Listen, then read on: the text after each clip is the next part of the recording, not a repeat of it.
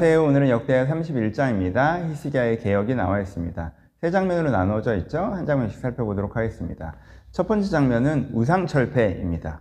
이제까지 우상철폐가 여러 번 나왔었잖아요. 근데 히스기야의 우상철폐는 달라요. 이제까지는 왕이 주도권을 가지고 우상철폐를 한 것입니다. 위로부터의 개혁이었어요. 근데 지금은 왕이 주도권을 한 게 아니에요. 이 은혜 받은 무리들이 한 거예요. 아래로부터의 개혁이라는 거죠. 여러분, 히스기야는 유다의 왕이었지 이스라엘의 왕이 아니었어요. 그러니까 유다 지역의 우상철폐를 권력을 갖고 할 수 있었을지 모르겠지만 이스라엘 전역의 우상철폐는 할 수 없었어요. 그런데 이 예루살렘을 모여서 은혜 받은 사람들이 은혜 받고 돌아가면서 이스라엘 모든 지역의 우상을 철폐해 나가는 거죠. 그래서 단지 유다뿐만 아니라 유다, 베냐민, 에브라임, 므낫세 땅의 우상을 이 사람들이 철폐했다라고 얘기하는 거예요. 그러니까 이게 정말 부흥운동이 계속 이어지고 있는 거죠. 예루살렘에서 은혜 받았던 사람들이 삶의 현장으로 돌아가고 혹은 삶의 현장으로 돌아가기 이전에 자기 지역과 자기의 어떤 영역들로 가서 그 지역을 또 변화시켰던 것이라고 할 수 있습니다. 그러니까 아래로부터 개혁이 일어난 거죠. 그러니까 좀 더 상상력을 가지고 읽어보면 이 부분이 절대 쉽지 않았다고 우리가 생각할 수가 있어요. 왜냐하면 그렇잖아요. 북이스라엘 땅에서는 특별히 남유다의 왕이 정치적으로 지지해주거나 지원해줄 수 있는 게 아니잖아요. 그리고 그 지역의 모든 사람들이 예루살렘에 와서 은혜 받고 모두가 돌아가서 이제부터 우상 섬기지 말자 이렇게 한 게 아니었단 말이에요.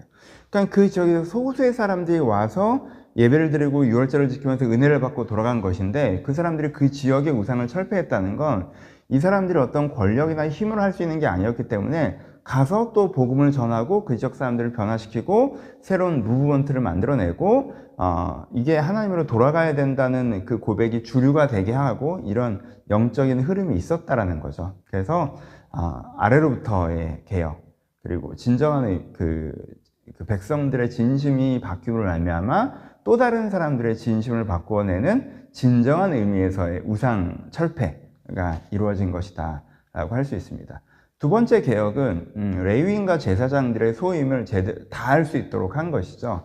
그들에게 번제, 화목제 그리고 이런 것들을 잘 지켜라. 너희가 영문에서 감사의 찬양을 드리고 감사하며 찬양을 드려라. 이것들을 너희들이 꼭 해야 된다라고 레위인과 제사장을 온전히 다시 세웁니다.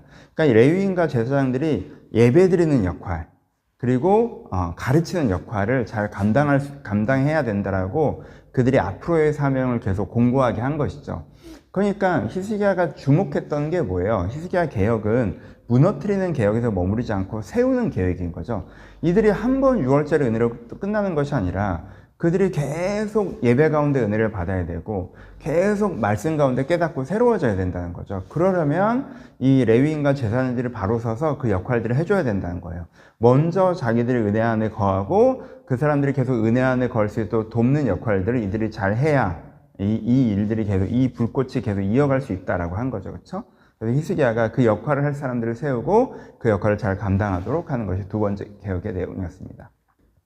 세 번째 개혁의 내용은 굉장히 실제적인 것인데요. 그러려면 레위인과 제사장들에게 뭘 줄 수 있어야 돼요? 월급을 줄 수 있었어야 됐어요. 먹고 사는 일을 감당할 수 있게 내가 말씀을 가르치고 예배를 집례하는 것만으로도 먹고 살 수 있게 해줬어야 된다는 거죠. 아하스 시대에 그게 완전히 무너져 내렸잖아요. 사람들이 이제 레위인을 더 이상 찾지 않았기 때문에 제사장을 찾지 않고 11조를 내질 않은 거예요. 그러니까는 이 레위인이라는 거대한 영적인 집단의 생계가 막막해졌고 그 사람들이 레위인을 하지 않고 각자의 직업을 얻어서 흩어지고 이렇게 되면서 영적 기반이 무너져 내려버린 거거든요. 영적 기반이 사라져버린 거예요. 그래서 이것을 복원하기 위해서 레위인들에게 다시 한번 월급, 생계를 완전히 감당해줘야 된다라고 유다에게 요청했고, 그래서 유대인들이 다시 많은 11조, 진정한 의미의 11조를 10분의 1만 낸 거예요. 돈을 많이 낸 거 아니에요. 진정한 의미의 11조를 내기 시작하고, 그것이 풍성하게 되면서 이 사람들이 기도와 말씀에 전무할 수 있는 상황들이 된 거죠. 이것이 히스기야의 세 번째 개혁이었습니다. 적용해보죠. 첫 번째는, 첫 번째 들어가기 전에, 이거를 먼저 한번 생각해 보셨으면 좋겠어요. 역대기 시대의 유대인, 이렇게 역대기를 읽고 있는 거잖아요. 역대기 시대의 유대인들에게 이게 전해지는 거잖아요. 제가 역대기 시대의 유대인이라고 하면 이 부분이 제일 은혜로웠을 것 같아요.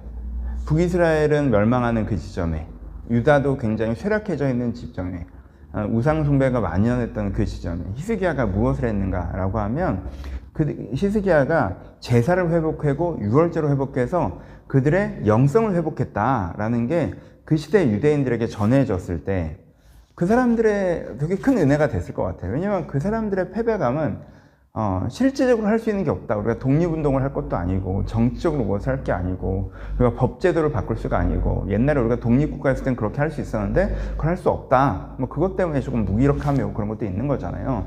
왜 하나님이 성전을 세우고 이렇게 하면 뭔가 대단한 변화 그런 부분이 있었다고 말씀드렸잖아요. 근데 이들이 히스기야를 딱 읽었을 때 우리가 먼저 해야 되는 건 신앙 회복이구나. 우리가 정치적 이런 게 중요한 것보다 그거보다 내가 속죄제를 제대로 드리고 있는가, 번제를 제대로 드리고 있는가, 내 안에 감사와 화목제가 있는가, 우리 안에 유월절이 지켜지고 있는가, 이 부분에 조금 더 집중할 수 있도록 해주는 게 히스기야의 메시지겠죠. 그래서 이 부분이 그들에게 큰 은혜가 됐을 거라고 저는 생각해요. 그래서 다시 한번 히스기야를 강조하면서 여러분들과 동일하게 적용해 보셨으면 좋겠습니다. 여러분들의 삶의 현장의 문제 중요합니다. 제가 요즘에 형통에 대한 설교를 해서 말씀드리죠. 삶의 현장에 하나님을 초대하는 거 너무너무 중요해요. 우리가 빛과 소금으로 세상을 뭔가 바꿔나가는 거, 사회적인 부조리와 이런 것들을 싸워나가는 거 되게 중요합니다. 그죠? 그거 중요해요. 하지만 이것보다 더 중요한 게 뭐예요? 우리 안에 속죄제가 대제로 지어지고 우리 안에 영혼권의 은혜가 있는 거예요. 이것보다 더 중요한 게 뭐예요? 우리 안에 번제가 제대로 드려져서 우리 안에 새 사람이 되는 게 중요한 거예요. 우리 안에 더 중요한 거 뭐예요? 우리 안에 유월절이 제대로 드려져서 우리 공동체가 예수 그리스도 안에서 같은 은혜를 누리고 나누는 게 중요한 거예요. 우리 안에 더 중요한 게 뭐예요? 우리 안에 복음 들고 산을 넘는 자들의 발걸음이 있어서 영혼권의 역사가 확대되는 거예요. 여러분, 둘 중에 하나를 비교하자면 이게 더 중요합니다.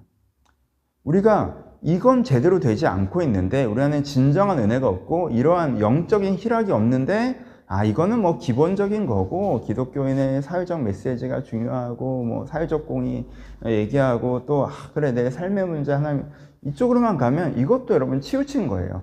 이러고만 있는 것도 치우친 거지만 이것도 치우치는 거거든요. 그리고 둘 중에 한쪽으로 치우쳐야 되잖아요. 그럼 이쪽으로 치우치는 게 나아요. 그러니까 여러분 이 복음, 구원, 은혜, 전도, 은혜의 공동체 이런 영적으로 기본적인 것들, 기본이 아니죠 사실. 가장 핵심적인 것들에 우리가 충실하는 것이 먼저다, 우선순위다. 이것만 하면 안 되겠지만 먼저다. 그리고 그 다음에 이런 사회적인 것들과 삶의 현장에 초대하는 것들도 더불어 함께 이루어져야 된다는 거 여러분들이 기억하시고 이쪽으로 내 시선이 좀 쏠려 있었다면 깊은 은혜를 사모하셨으면 좋겠다라는 게 히스기야 부분을 하면서 첫 번째 적용이고요. 두 번째는 은혜를 받았으면 내 삶의 우상들을 무너뜨리는 것들이 필요하다. 이 사람들이 자발적으로 그렇게 하잖아요. 은혜 받고 보니까 뭐가 보여요? 내가 아세라를 섬긴 게 되게 어리석은 거네. 바알을 섬긴 게 되게 어리석은 거네. 이런 게 보이잖아요. 여러분 은혜 받고 나서도 하나님 그래 은혜 받고 나서 은혜 받으셨잖아요. 그럼 여러분의 삶의 우상들을 무너뜨리세요. 은혜 받은 다음에 그래? 그래도 돈이 되게 중요하잖아. 인생의 성공이 되게 중요하잖아. 이런 어떤 가치의 우상들이 있으면 그것보다는 이게 더 중요하지라는 우선순위를 명확하게 하시는 것이 여러분들 우상을 무너뜨리는 거겠죠. 은혜 받은 다음에 내가 하나님 앞에서 하나님의 방법과 때에 따라 사는데 그래? 이렇게 하면 지름길이래? 이렇게 하면 좋은 일이 있대? 그거를 좀 이렇게 알아보고 이게 좀 나쁜 방법인데도 그렇게 하는 거예요. 여러분 그거 무너뜨리셔야 돼요. 세속적인 방법도 무너뜨리셔야 돼요. 여러분 사소한 거고 별거 아닌 것 같지만 여러분 내가 예수님 믿는 사람 재미로 한번 점을 본 거예요. 재미삼아 한번 해봤어요. 여러분 그거 재미삼아 한 거지만 좋은 거 아니에요 여러분. 좋은 거 아니에요. 그렇게 합리화하지 마세요.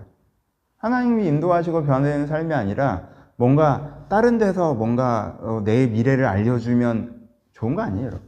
여러분들 그걸 잘 분별하셔야 돼요. 은혜를 받으셨잖아요. 그럼 그만큼 여러분 삶의 우상들을 철폐해야 이 은혜가 더 확대됩니다. 은혜를 받았는데 내 안의 삶의 우상들을 그대로 내버려 두시면 은혜가 축소되겠죠. 그런 경험 많이 하시죠. 은혜 받았는데 삶의 현장으로 돌아가서 은혜가 점점 잊혀지고 사라진다. 그거 삶의 현장의 우상을 무너뜨리지 않아서 그런 겁니다. 근데 그것들 꼭 하셔야 돼요. 너무 길어진다. 거 필요하시고요. 세 번째, 이건 공동체적인 건데 이게 되게 중요한 부분 두 가지를 히스기야가 개혁하는데요. 첫 번째, 이 은혜가 계속 이어지려면 공동체적으로 이 은혜가 개인적으로 공동체적으로 계속 이어지려면 뭐가 있어야 돼요? 이렇게 은혜 횃불이 꺼지지 않아야 돼요. 지금 레위인과 제사장들이 은혜 횃불을 지키는 역할을 하는 거잖아요. 그들이 제사를 지키고 찬양을 지킴으로 해서 은혜 횃불을 지켜가는 역할을 하잖아요. 이게 개인과 공동체에 있어야 돼요. 개인에게는 뭐예요? 여러분들이 은혜 받으셨잖아요. 그럼 그 은혜 횃불을 지켜갔는데 내가 필요한 게 뭐 사금이다. 내가 30분 정도 기도하는 거다. 주일 예배 지키는 것이다. 하루에 15분 묵상하는 것이다. 여러분 그거 지키셔야 돼요. 은혜를 받았는데 은혜가 사라지는 분 이거 안 해서 그래요. 은혜를 지켜가는 그 터를 지키셔야죠. 귀찮다고 안 하고 이래서 안 하고 저래서 안 하고. 여러분 그렇게 함부로 대하기에 이게 너무 소중한 거예요. 그러니까 이걸 잘 지켜가셔야 돼요. 공동체적으로도 마찬가지입니다. 여러분 교회가 교회당을 지켜가려면요. 진짜 기도하는 사람, 이 교회를 위해서 중보기도의 그 자리를, 기도의 자리를 지켜가는 사람, 예배의 자리를 지켜가는 사람, 그렇죠? 이런 사람들이 이 공동체의 은혜를 지켜가요. 모범이 되는 사람, 내가 은혜 받고 계속 은혜를 나누는 사람, 이런 사람이 교회를 지킵니다. 교회가 지켜지는데요, 누군가는 금요일 밤에 무릎 꿇고 이 교회에서 중보기도 하고 있어야 이 교회가 지켜지는 거예요. 그렇죠? 누군가는 이 말씀을 사모하면서 더 성경 공부를 하고 있어야 이 은혜가 지켜지고요. 누군가는 주일날 왔더니 나는 세상에서 막 하나님 잊어버리고 살다 왔는데 누군가는 일주일 동안 하나님과 살다 와서 그 은혜를 나눠줘야 이 교회 은혜가 지켜지는 거예요. 내가 그 교회를 위해서 기도하지 않고 내가 말씀의 자리에 서 있지 않고 예배의 자리에 서 있지 않고 그냥 나 오고 싶을 때 예배 오고 내 일상에서 하나님과 거리가 있는데 교회만 또 은혜로운 사람들 얘기 들으니까 또 은혜 받고 도움되고 하면요. 여러분 이 은혜를 지키는 사람들에게 도움을 받고 계시는 거예요. 감사한 일이죠. 여러분들이 그 상태면 뭐 그걸로도 충분해요. 근데 여러분 어느 지점에서는요. 여러분들이 교회 은혜를 지켜가는 사람이 되셔야 돼요. 하여튼 그렇습니다. 이건 나중에 뭐 설교를 해야 되는 얘기고 마무리도 하나 있죠. 이 부분도 이제는 좀 얘기가 돼야 되는 부분이긴 한데 교회가 잘 지켜지려면요. 이게 영적인 얘기만 하면 안 되고요. 육적인 부분들, 신앙이 잘 지켜지고 하나님의 나라가 잘 지켜지려면요. 거기에 육적인 부분들이 굉장히 필요합니다. 아하스 시대의 레위인과 제사장들에게 11조가 가지 않아서 그 영적인 역할을 해야 되는 사람들이 먹고 사는 문제를 흩어지면서 이 유다의 영적 기반이 완전히 무너진 거거든요. 그러니까는 히스기야 그러면 다시 11조를 내라. 그래서 이 사람들이 이거에 전무할 수 있게 해야 이게 되지 않겠냐라고 하는 거잖아요. 그렇죠? 그러니까 이 부분이 우리에게도 되게 필요해요. 여러분 이거는 뭐 지역적인 부분이긴 하지만 그냥 가끔은 얘기해야 돼서 얘기를 하면 옛날에는 목사님들이 너무 어려우셨어요. 그래서 목사님들이 기도와 말씀에 전부하고 전도에 전념할 수 있도록 동네에서 먹을 것도 갖다 드리고 쌀도 갖다 드리고 막 그러면 그분이 그거 하시면서 조금 어려워도 하나님만 붙잡고 이렇게 하셨던 시기가 있었죠. 한국교회.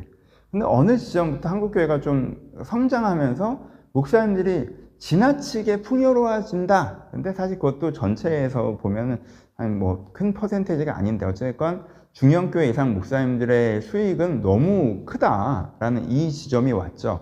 그 다음에 무슨 흐름이 왔어요, 다시? 그래서 이제 목사님들, 교회 헌금 내는 건 되게 어리석은 짓이고, 목사님들 중에서도 이중직 하시는 목사님들이 제일 좋은 목사님이고, 월급 받고 일하는 목사님은 뭔가 이렇게 좀 이렇게 직업적인 분이고, 약간 이런 식의 흐름이 요즘에 좀 있거든요. 여러분, 양쪽 극단이 다 잘못된 거예요. 목사님들이 너무 많은 돈과 명예와 부를 가지시는 건 요시야 이후에 나타나죠. 우리 나중에도 보겠지만 그때는 제사장들이나 이런 사람이 너무 그래가지고 타락해서 이제 문제가 되죠. 제대로 된 말씀을 전하지 않고 사람들 듣기 좋은 얘기하고 그걸로 명예와 부를 얻고 이런 시대도 있어요. 그래서 너무 많은 명예와 부를 목회자가 가지면 안 돼요. 그런데 목회자가 자기 삶의 먹거리를 스스로 해결해야 돼서 기도와 말씀에 전무할 수 없는 거? 여러분 그것도 잘못된 거예요. 요즘에 그렇게 하시는 분들이 계시죠. 이중직 하시는 분들. 그건 되게 존경스러운 거예요. 왜냐면 그건 선교적인 사명을 감당하시는 거거든요. 새로운 교회를 세워내기 위해서 선교적 사명을 감당하시는 거예요. 그분들은 대단한 거예요. 근데 한국교회가 전체로 그렇게 된다는 건요. 한국이 선교지가 돼버린다는 얘기예요. 사실은 교회의 역량이 그런 분들을 지원해서 말씀과 기도에 전무할 수 있도록 해주셔야 돼요. 이게 가장 이상적인 거고 이중직이 이상적인 거고 헌금을 받고 교회 목회자가 페이를 받는 것 자체가 헌금을 내는 것 자체가 잘못된 것처럼 목회자가 페이를 받는 것 자체가 잘못된 것처럼 얘기하는 흐름이 또 있거든요. 그건 틀린 거예요, 여러분. 그건 성경의 기조에 안 맞는 얘기입니다. 왜냐하면 누군가는 여기에 전무하고 전념하는 것들도 필요하거든요. 뭐 안 중요한 얘기인데 길게 했다. 하여튼 그 양쪽 이걸 너무 존경하는 것도 그렇고요. 하여튼 양쪽에 치우치지 않고 너무 목사가 명예와 부를 얻어도 안 되고요. 목사가 이제는 삶의 현장에 내던져져도 안 돼요. 그런 전문성이 없어져요. 그렇죠. 그 양쪽의 균형을 여러분이 잘 맞춰도 좋겠다. 뭐 이런 얘기도 나온 김에 좀 했습니다. 하지만 제일 중요한 거 여러분, 제일 중요한 거 히스기야 보시면서 우리의 가장 중심. 그래, 이게 제일 중요하지. 역대기 레위인의 유대인의 심정이 되셔서 내가 너무 신앙을 삶의 현장이나 사회적인 이슈에 갖고 갔다면 내가 예수 믿고 변화되어 새로워지고 그 은혜 가운데 누리고 그 복음을 전하는 것이 가장 소중하다는 거 다시 한번 기억하셨으면 좋겠습니다. 감사합니다.